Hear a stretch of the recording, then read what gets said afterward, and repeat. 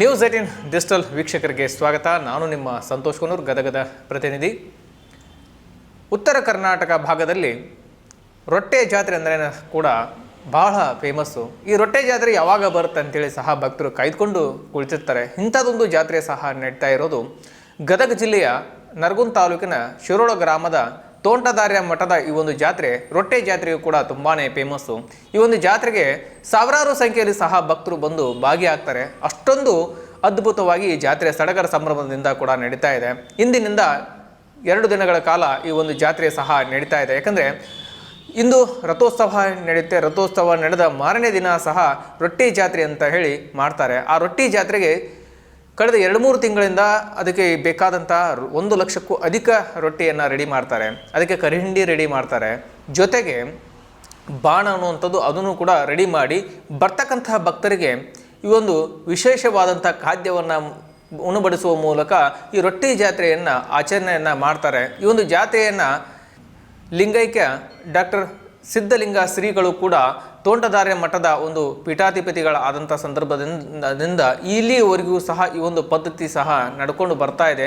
ಸಿದ್ಧಲಿಂಗ ಮಹಾಸ್ವಾಮಿಗಳು ಸಹ ಗದಗದ ಹಾಗೂ ಡಂಬಳ ಮತ್ತು ಶಿರೋಳ ಮಠದಲ್ಲಿ ಈ ಒಂದು ಜಾತ್ರೆಯನ್ನು ಸಡಗರ ಸಂಭ್ರಮದಿಂದ ಸಹ ಮಾಡ್ಕೊಂಡು ಬರ್ತಾಯಿದ್ರು.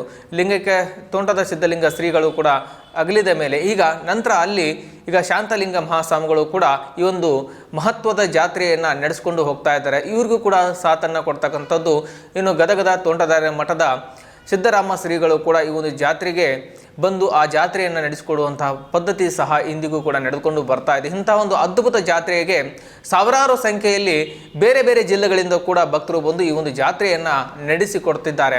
ಯಾಕಂದರೆ ಈ ಒಂದು ತೋಂಟದಾರ್ಯ ಮಠದ ಜಾತ್ರೆ ಅಂದರೆ ಇಲ್ಲಿ ಭಾವೈಕ್ಯತೆಯ ಸಂದೇಶವನ್ನು ಸಾರುವಂತಹ ಜಾತ್ರೆ ಆಗುತ್ತೆ. ಇಲ್ಲಿ ಹಿಂದೂ, ಮುಸ್ಲಿಂ, ಕ್ರೈಸ್ತ ಯಾವುದೇ ಜಾತಿ ಭೇದ ಧರ್ಮ ಇಲ್ಲದೆ ಈ ಒಂದು ಜಾತ್ರೆಯನ್ನು ಕೂಡ ನಡೆಸ್ಕೊಂಡು ಹೋಗ್ತಾರೆ. ಅಷ್ಟೊಂದು ಅದ್ಭುತವಾದಂತಹ ಜಾತ್ರೆ. ಈ ಒಂದು ಜಾತ್ರೆಗೆ ಬೇರೆ ಬೇರೆ ಜಿಲ್ಲೆಗಳಿಂದ ಕೂಡ ಭಕ್ತರು ತಾವು ಮಾಡ್ಕೊಂಡು ಬಂದಂಥ ರೊಟ್ಟಿಯನ್ನು ತಂದು ಕೊಡ್ತಾರೆ. ಜೊತೆಗೆ ತಾವು ಗ್ರಾಮದಲ್ಲೇ ಸಾಕಷ್ಟು ಭಕ್ತರು ಸಹ ರೊಟ್ಟಿಯನ್ನು ಮಾಡ್ತಾರೆ. ಕರಿಂಡಿಗೆ ಏನು ಬೇಕು ಅದನ್ನು ಕೂಡ ರೆಡಿ ಮಾಡ್ತಾರೆ.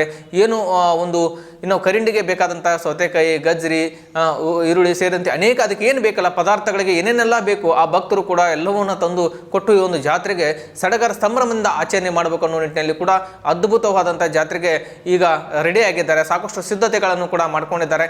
ಇನ್ನು ಈ ಜಾತ್ರೆಯ ವಿಶೇಷ ಸಂಬಂಧಪಟ್ಟಂಗೆ ಇದೇ ವಿಚಾರ ಸಂಬಂಧಪಟ್ಟಂಗೆ ತೋಂಟದಾರ್ಯ ಮಠದ ಶಿರೋಳ ಮಠದ ಶಾಂತಲಿಂಗ ಮಹಾಸ್ವಾಮಿಗಳು ಕೂಡ ಮಾತನಾಡಿದ್ದಾರೆ. ಏನೆಲ್ಲ ಮಾತನಾಡಿದ್ದಾರೆ ಅನ್ನೋದನ್ನ ಕೇಳ್ಕೊಂಬರೋಣ ಬನ್ನಿ. ಸಂಸ್ಕಾರವನ್ನು ಕೊಡ್ತಕ್ಕಂಥ ಜಾತ್ರೆ ನಮ್ಮ ಶಿರೋಳದ ಖಡಕ್ ರೊಟ್ಟಿ ಜಾತ್ರೆ ಅನ್ನುವಂಥದ್ದು. ಈ ರೊಟ್ಟಿ ಜಾತ್ರೆಯ ಅನೇಕ ಅದರ ನಿಮಿತ್ತ ಧಾರ್ಮಿಕ, ಸಾಮಾಜಿಕ ಮತ್ತು ಸಾಂಸ್ಕೃತಿಕ ಕಾರ್ಯಕ್ರಮಗಳು ನಡೆಯೋದ್ರ ಜೊತೆಗೆ ಶಕ್ತಿ ಪ್ರದರ್ಶನದ ಜಾತ್ರೆ, ಆರೋಗ್ಯದ ಜಾತ್ರೆ, ಎಲ್ಲ ಜಾತ್ರೆಗಳು ಇದು ನಡೀತಾ ಇವೆ.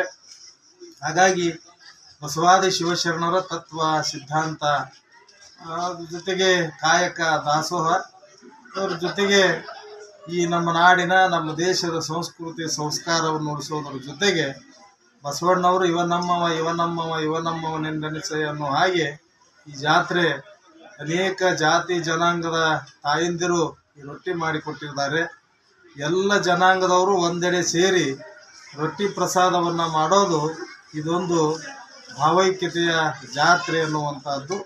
ಏನು ಬಸವಾದಿ ಶರಣರು ಸಮಾಜವನ್ನು ಕಟ್ಟತಕ್ಕಂಥ ಸಿದ್ಧಾಂತವನ್ನು ಹೇಳಿದರು. ಅದರ ನಂತರದಲ್ಲಿ ತೋಂಟದ ಸಿದ್ಧಲಿಂಗ ಶಿವಗಳು ಹೇಳಿದರು.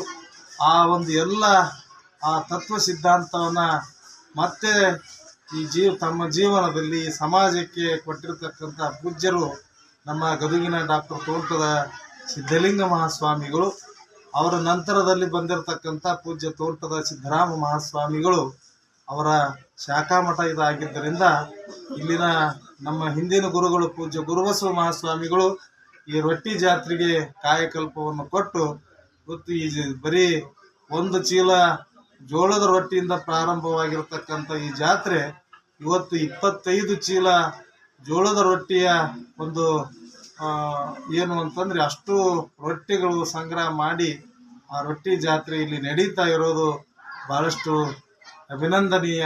ಅದನ್ನೆಲ್ಲ ರೊಟ್ಟಿ ಮಾಡಿಕೊಟ್ಟಿರತಕ್ಕಂಥ ಎಲ್ಲ ಆ ತಾಯಂದಿರಿಗೆ ನಾನು ಅನಂತ ಅಭಿನಂದನೆಗಳನ್ನು ಸಲ್ಲಿಸೋದ್ರ ಜೊತೆಗೆ ವಿಶೇಷವಾಗಿ ಇಲ್ಲಿ ಪೂಜ್ಯ ನಮ್ಮ ಸಿದ್ಧಲಿಂಗ ಶ್ರೀಗಳ ಹೆಸರಿನಿಂದ ಪೂಜ್ಯ ಗುರುಬಸವ ಶ್ರೀಗಳ ಹೆಸರಿನಿಂದ ಈ ವರ್ಷದಿಂದ ಸಿದ್ಧಲಿಂಗ ಸಿರಿ, ಗುರುಬಸವ ಸಿರಿ ಅಂತಕ್ಕಂಥ ಸಾಹಿತ್ಯಿಕ ಮತ್ತು ಪರಿಸರಕ್ಕೆ ಕೆಲಸ ಮಾಡಿರ್ತಕ್ಕಂಥ ಈರುವರೆಗೆ ಇಲ್ಲಿ ಏನು ಅವರಿಗೆ ಒಂದು ಪುರಸ್ಕಾರ ನಡೀತಾ ಇದೆ.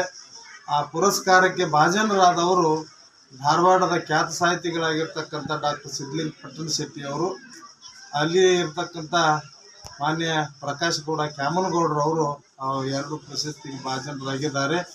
ಆ ಪ್ರಶಸ್ತಿ ಮೊತ್ತ 11,000 ರೂಪಾಯಿ ನಾಮ ಪ್ರಶಸ್ತಿ ಫಲಕವನ್ನು ಅದು ಹೊಂದಿದೆ.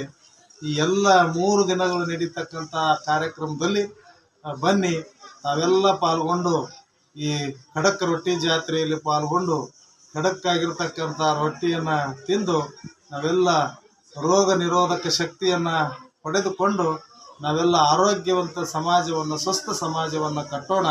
ನಾವೆಲ್ಲ ಬನ್ನಿ ಅಂತೇಳಿ ಈ ಮಾಧ್ಯಮದ ಮೂಲಕ ತಮ್ಮೆಲ್ಲರಲ್ಲಿ ಮನವಿ ಮಾಡ್ಕೊಳ್ತೇನೆ. ವೀಕ್ಷಕರು ಕೇಳಿದ್ರಲ್ಲ ಶಾಂತಲಿಂಗ ಮಹಾಸ್ವಾಮಿಗಳವರ ಮಾತನ್ನ. ಯಾಕಂದರೆ ಈ ಒಂದು ತೋಂಟದಾರ್ಯ ಮಠದ ಪದ್ಧತಿಯೇ ಹಾಗೆ, ಇಲ್ಲಿ ಭಾವೈಕ್ಯತೆ ಸಂದೇಶವನ್ನು ಸಾರುವಂಥದ್ದು. ಜೊತೆಗೆ ಈ ಒಂದು ರೊಟ್ಟಿ ಜಾತ್ರೆ ಅಂತಂದ್ರೆ ತುಂಬಾ ಫೇಮಸ್ಸು.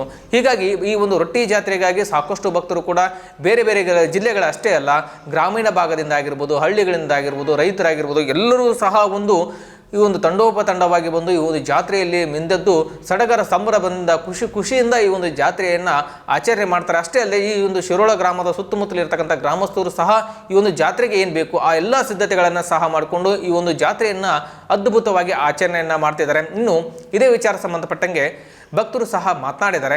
ಈ ಒಂದು ಜಾತ್ರೆಗೆ ಯಾವ ರೀತಿ ಅವರು ತಯಾರಿಯನ್ನು ಮಾಡ್ಕೋತಾರೆ, ಇನ್ನು ಕರಿಂಡಿಯನ್ನು ಹೇಗೆ ರೆಡಿ ಮಾಡ್ಕೋತಾರೆ, ಈ ಒಂದು ಜಾತ್ರೆಗೆ ಬರ್ತಕ್ಕಂಥ ಏನು ಭಕ್ತರಿಗೆ ಯಾವ ರೀತಿಯಾಗಿ ನಾವು ಸಿದ್ಧರಾಗಿರ್ಬೇಕು ಅನ್ನೋದ್ರ ಬಗ್ಗೆ ಸಾಕಷ್ಟು ಮಾಹಿತಿಯನ್ನು ಸಹ ಕೊಟ್ಟಿದ್ದಾರೆ. ಏನೆಲ್ಲ ಮಾತನಾಡಿದ್ದಾರೆ ಅನ್ನೋದನ್ನ ಕೇಳ್ಕೊಂಬರೋಣ ಬನ್ನಿ.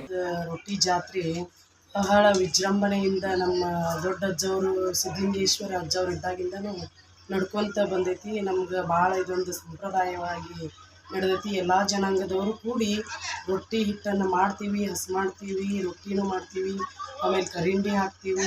ಎಲ್ಲರೂ ಸುತ್ತಮುತ್ತ ಹಳ್ಳಿಯರು, ಹಡ್ಡೆನಾನೂರು, ಖಾನಾಪುರ, ಕಪ್ಲಿ, ಕಲ್ಲಾಪುರ, ಆಮೇಲೆ ಗುಳಗಂದಿ, ಕರ್ಕಿಕಟ್ಟಿ, ಎಲ್ಲ ಸುತ್ತಮುತ್ತ ಹಳ್ಳಿಯರು ಜನಾಂಗದವರು, ಎಲ್ಲ ಜನಾಂಗದವರು, ಈ ಜಾತಿ ಆ ಜಾತಿ ಏನೂ ಇಲ್ಲ, ಮೇಲಿಲ್ಲ ಕೀಳಿಲ್ಲ, ಎಲ್ಲ ಜಾತಿಯವರು ಮಠದೊಳಗೆ ಬರ್ತಾರ. ಎಲ್ಲರೂ ಕೂಡಿ ಮಾಡ್ತೀವಿ, ಎಲ್ಲರೂ ಕೂಡಿ ಪ್ರಸಾದ ಮಾಡ್ತೀವಿ. ಆಮೇಲೆ ರೊಟ್ಟಿ ಬಹಳ ದೊಡ್ಡ ಪ್ರಮಾಣದೊಳಗೆ ತಯಾರಕ್ಕವು. ಎಲ್ಲರೂ ಯಾವ ಜನಾಂಗದೊಳಗೆ ಹಾಕಬೇಕು ಬಿಡಬೇಕು ಇಲ್ಲ, ಎಲ್ಲರೂ ಕೂಡಿ ಮಾಡ್ತೀವಿ. ರೊಟ್ಟಿಯನ್ನು ಮಾಡ್ತೀವಿ, ಕರಿಂಡಿ ಹಾಕ್ತೀವಿ, ಬಾಜಿ ಮಾಡ್ತೀವಿ, ಬಾಣ ಮಾಡ್ತೀವಿ. ಅದ್ರೊಳಗೆ ಎಲ್ಲರೂ ಅವತ್ತೊಂದಿನ ಎಲ್ಲರೂ ಒಳಗೊಬ್ರು ಕುಂತ್ಕೊಂಡು ಸೆಳೆದಂಗೆ, ಆಮೇಲೆ ಆ ದೊಡ್ಡ ಅಜ್ಜವ್ರು ಹೇಳ್ತಿದ್ರು, ಒಬ್ಬರು ಒಳಗೆ ಕುಂತ್ಕೊಂಡು ಎಳ್ಕೊತಾರನ ರೊಟ್ಟಿ ಅಂತೇಳಿ ಅವ್ರು ಅದನ್ನು ಭಾಳ ತೃಪ್ತಿ ಪಡ್ತಿದ್ರು. ದೊಡ್ಡ ಅಜ್ಜವರು ಸಿದ್ಧಲಿಂಗೇಶ್ವರ ಅಜ್ಜವರು ಇದನ್ನು ಹಾಕಿಕೊಟ್ಟಾರ ನಮಗೆಲ್ಲರಿಗೂ. ಅದರಿಂದ ನಾವು ಮುನ್ನಡೆಸಕತ್ತೀವಿ. ಎಲ್ಲರೂ ಕೂಡಿ, ಎಲ್ಲ ಜನಾಂಗದವ್ರು ಕೂಡಿ, ಮೇಲಿಲ್ಲ ಕೇಳಿಲ್ಲ ಎಲ್ಲರೂ ಮಾಡ್ತೀವಿ, ಎಲ್ಲರೂ ಪ್ರಸಾದ ಮಾಡ್ತೀವಿ.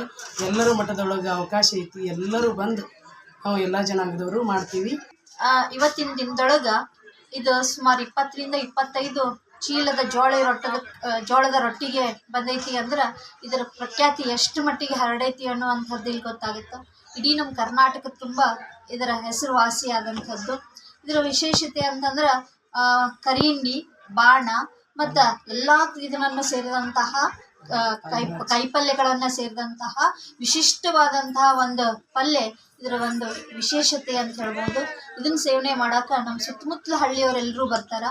ಆಮೇಲೆ ರೊಟ್ಟಿ ಮಾಡೋಕ್ಕೂ ಕೂಡ ಒಬ್ಬರು ಇಬ್ಬರು ಆಳು ಹಚ್ಚಿ ಹಾಗೇನಿಲ್ಲ, ತಮ್ಮ ಮನೆಯೊಳಗನ ಅತ್ಯಂತ ಪ್ರೀತಿಯಿಂದ ದೇವರ ಮೇಲಿನ ಭಕ್ತಿಯಿಂದ ಎಲ್ಲರೂ ರೊಟ್ಟಿ ಮಾಡ್ಕೊಂಡು ಮಠದ ಹಾಕಿದ ರೊಟ್ಟಿ ಹಿಟ್ಟು ಅಷ್ಟೇ ಅಲ್ದ ತಮ್ಮ ಮನೆಯೊಳಗಿನ ಹಿಟ್ಟನ್ನು ಸೇರಿಸಿ ಹೆಚ್ಚಿನ ಪ್ರಮಾಣದ ರೊಟ್ಟಿಯನ್ನು ತಂದು ಕೊಡ್ತಾರೆ.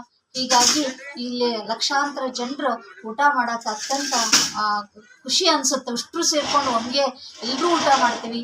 ಇದು ಅತ್ಯಂತ ಸುಂದರವಾದಂತಹ ಕ್ಷಣ ಅಂತ ಹೇಳಕ್ಕೆ ಇಷ್ಟಪಡ್ತೀನಿ. ಎಷ್ಟು ವಿಷಯ ಕೇಳಿದ್ರಲ್ಲ ಭಕ್ತರ ಮಾತನ್ನ. ಯಾಕಂದರೆ ಉತ್ತರ ಕರ್ನಾಟಕದ ಖಡಕ್ ಜೋಳದ ರೊಟ್ಟಿ ಅಂತಂದರೆ ಸಾಕು, ಅದರ ಜೊತೆಗೆ ಸಜ್ಜೆಯ ರೊಟ್ಟಿಯನ್ನು ಸಹ ರೆಡಿ ಮಾಡ್ತಾರೆ. ಇದರ ಜೊತೆಗೆ ಈ ಒಂದು ಕರಿಂಡಿ ಮತ್ತು ಬಾಣ ಇವೆಲ್ಲ ಪದಾರ್ಥಗಳನ್ನು ರೆಡಿ ಮಾಡಿ ಜಾತ್ರೆಗೆ ಬರ್ತಕ್ಕಂಥ ಭಕ್ತರಿಗೆ ಉಣಬಡಿಸುವ ಮೂಲಕ ಅದ್ಭುತವಾದಂತಹ ಜಾತ್ರೆಯನ್ನು ಇಲ್ಲಿ ಆಚರಣೆಯನ್ನು ಮಾಡಲಾಗುತ್ತೆ. ಯಾವುದೇ ಜಾತಿ ಭೇದ ಪಂಥ ಇಲ್ಲದೆ ಅದ್ಭುತವಾಗಿ ಸಡಗರ ಸಂಭ್ರಮದಿಂದ ಖುಷಿಯಿಂದ ಈ ಒಂದು ಜಾತ್ರೆಯನ್ನು ಆಚರಣೆ ಮಾಡಲಾಗ್ತಾ ಇದೆ. ಹೀಗಾಗಿ ಭಕ್ತರು ಕೂಡ ಈ ಒಂದು ಜಾತ್ರೆ ಕಮಿಟಿಗೂ ಕೂಡ ಅಭಿನಂದನೆಯನ್ನು ಸಲ್ಲಿಸ್ತಾ ಇದ್ದಾರೆ. ವೀಕ್ಷಕರೇ, ಈ ವಿಡಿಯೋ ನಿಮಗೆ ಲೈಕ್ ಮಾಡಿ, ಕಮೆಂಟ್ಸ್ ಮಾಡಿ, ಶೇರ್ ಮಾಡಿ. ನಿರ್ಭೀತ, ನಿಷ್ಪಕ್ಷಪಾತ, ವಿಶ್ವಾಸಾರ್ಹ ಸುದ್ದಿಗಳಿಗೆ ಮತ್ತೊಂದು ಹೆಸರಾಗಿರುವಂತ ನ್ಯೂಸ್ 18 ಕನ್ನಡ ಈಗ ಆಪ್ನಲ್ಲೂ ಲಭ್ಯವಿದೆ. ದಯವಿಟ್ಟು ಇಲ್ಲಿರುವ QR ಕೋಡ್ ಅನ್ನ ಸ್ಕ್ಯಾನ್ ಮಾಡಿಕೊಂಡು ಆಪ್ ಅನ್ನ ಡೌನ್ಲೋಡ್ ಮಾಡೋದಕ್ಕೆ ಮರಿಬೇಡಿ. ನಿಮ್ಮ ಬೆಂಬಲ ಹೀಗೆ ಸದಾ ನಮ್ಮೊಂದಿಗಿರಲಿ. ಧನ್ಯವಾದ.